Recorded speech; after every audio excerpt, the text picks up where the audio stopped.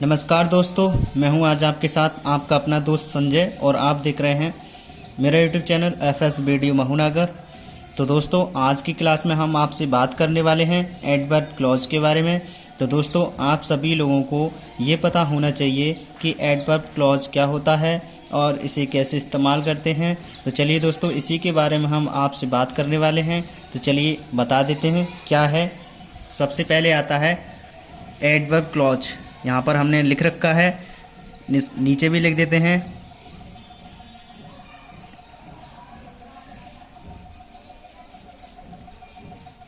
Adverb clause. चलिए इसके बारे में आगे लिख देते हैं क्या है ये। जब वाक्यों में एडवर्ब क्लॉज या एडवर्ब का कार्य करते हैं,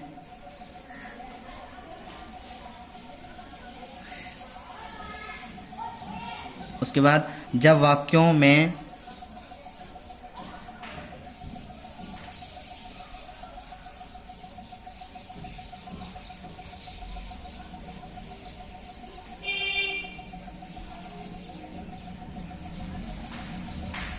समय, जिसको कहते हैं इंग्लिश में टाइम, स्थान मतलब प्लेस,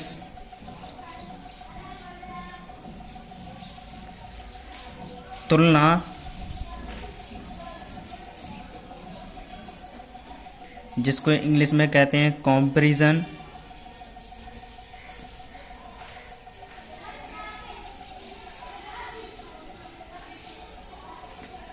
अंतर्विरोध,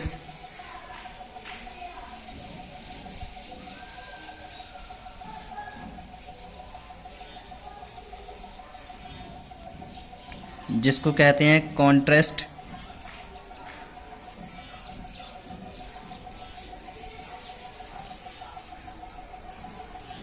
शर्त, जिसको कहते हैं कंडीशन,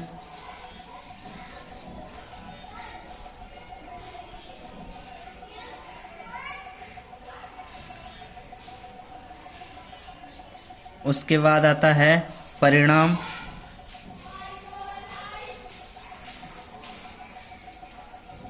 परिणाम जिसको कहते हैं इंग्लिश में रिजल्ट, उसके बाद उद्देश्य,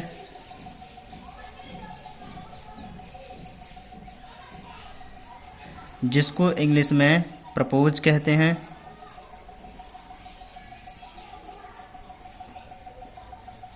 उसके बाद आता है कारण, जिसको इंग्लिश में रीज़न कहा जाता है,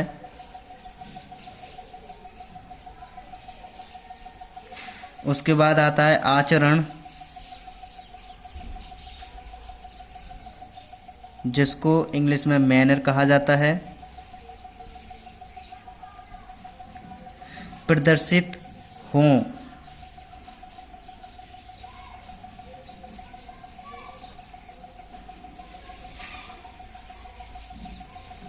तो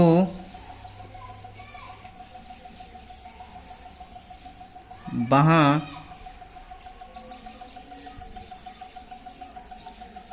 एडवर्ब क्लॉज कार्य करते हैं।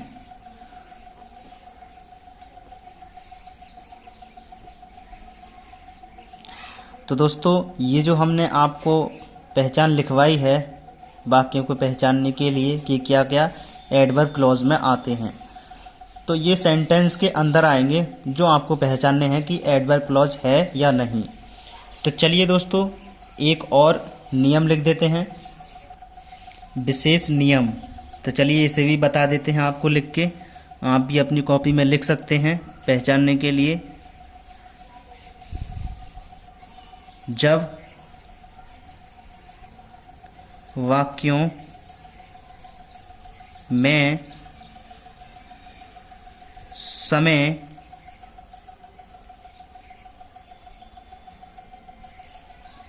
प्रदर्शित हो तो वहाँ सबसे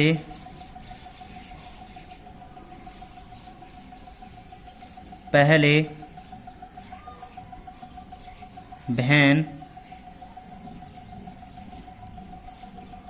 लाते हैं और अगले वाले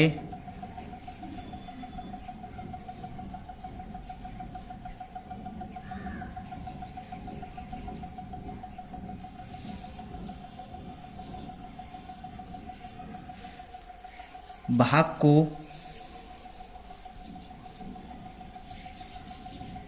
जोड़ने के लिए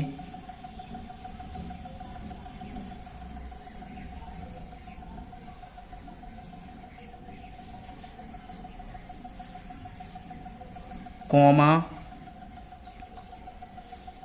का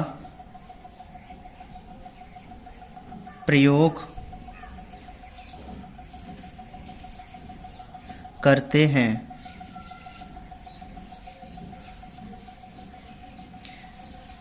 तो दोस्तों एग्जाम्पल देख लेते हैं इसका, तभी हमारे ये समझ में आएगा कि आखिर बात क्या कही जा रही है, कैसे पहचाना जा सकता है। लिख देते हैं हम यहाँ पर फर्स्ट, जब मैं तुम्हारे घर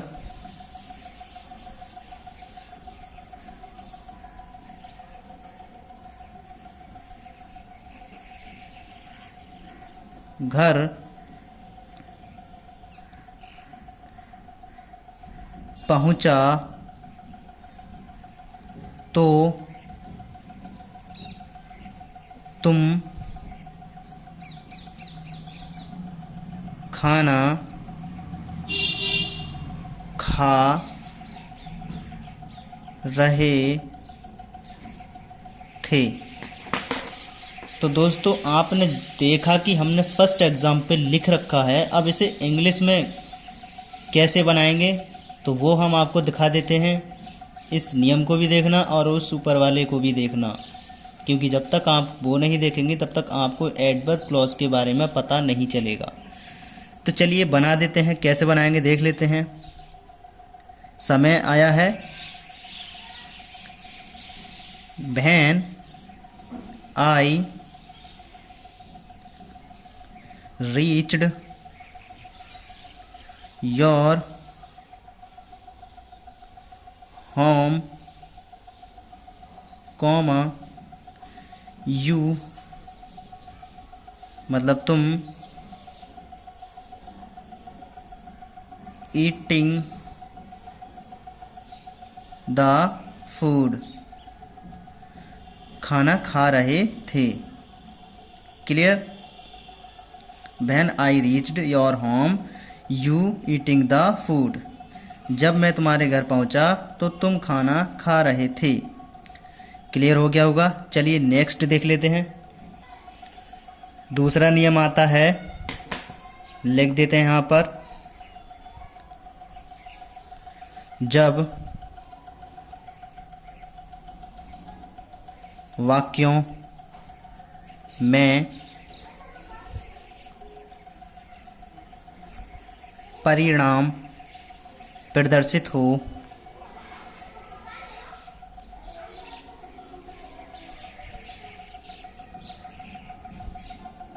तो वहाँ so that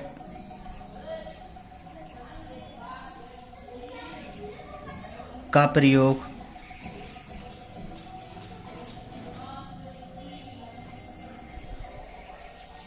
करते हैं।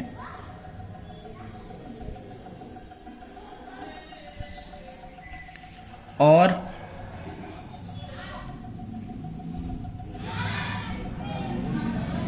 टेंस के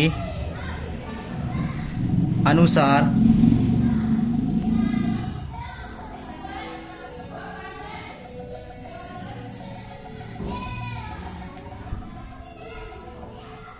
में या माइट लाते हैं।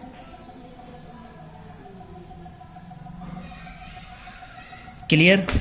उसके बाद देख लेते हैं इसका एग्जाम्पल। ये दोस्तों लिखा हुआ है कि रवि कठिन परिश्रम करता है ताकि वह अच्छे अंक प्राप्त कर सके। ध्यान से देखना कैसे बनेगा, नियम भी हमने बता दिया है। यहाँ पर लिख देते हैं रवि वर्क्स हार्ड, परिश्रम आया है कठिन परिश्रम, hard, so that he may get good marks।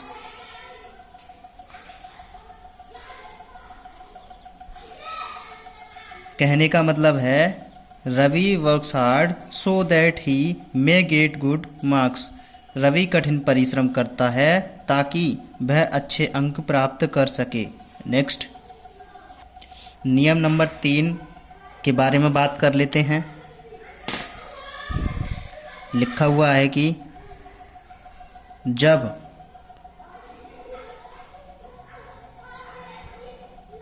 चेतावनी दी जाए तो वहाँ लिस्ट का प्रयोग करते हैं, कोमा या परंतु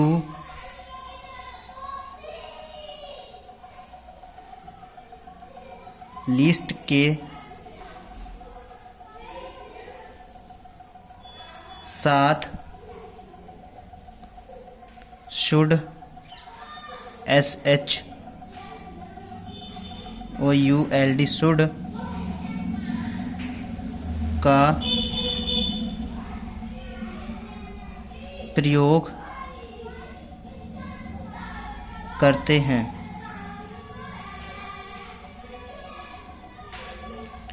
चलिए फर्स्ट एग्जाम्पल देख लेते हैं इसे। तो जैसा कि आप सभी लोग देख रहे हैं, वर्षा में मत घूमो, कहीं ऐसा ना हो कि आप बुरी तरह फिसल जाओ। चेतावनी वाला वाक्य है, कैसे बना देंगे इसे, चलिए देख लेते हैं। ध्यान से देखना। डू नॉट वॉक, मत घूमो, इन द रेन, बारिश में, list LEAST list, you should slip badly, badly होता है बुरी तरह, स्लिप मानी फिसलना, लिस्ट चेतावनी के लिए है। तो do not walk in the rain the lest you should slip badly, वर्षा में मत घूमो, कहीं ऐसा ना हो कि आप बुरी तरह फिसल जाओ। समझ में आ गया होगा, नहीं आया तो दोबारा से देख सकते हैं आप लोग। तो चलिए नेक्स्ट और देख लेते हैं। दिया हुआ फर्स्ट एग्जाम्पल है, क्या लिखा हुआ है कि कृपया यहाँ किसी को तंग मत करो। कैसे बनाएंगे, बहुत ही ध्यान से देखना। Please do not tease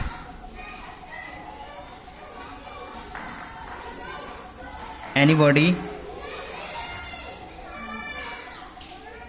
narrow.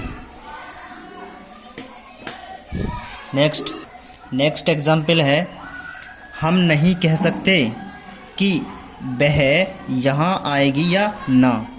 चलिए देख लेते हैं इसे कैसे बनाएंगे। वी कैन नॉट से मानी होता है कहना, दैट की सी मतलब है, सी की मैं लड़की के लिए आया है, विल कम मतलब आना, हेयर मतलब यहाँ, और नॉट। सो सेंटेंस कंप्लीट है।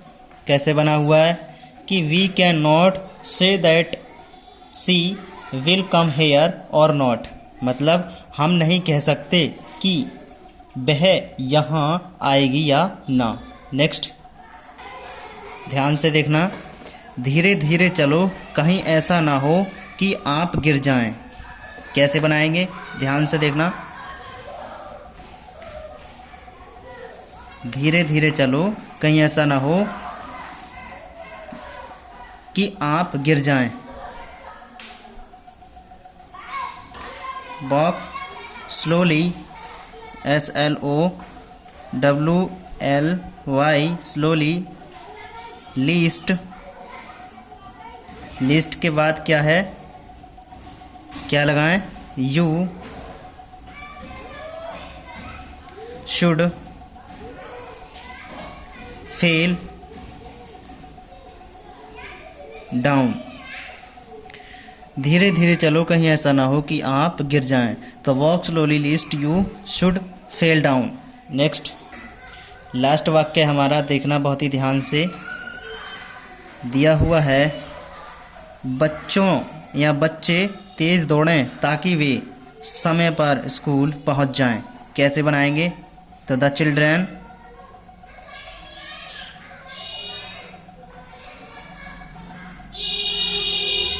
बच्चे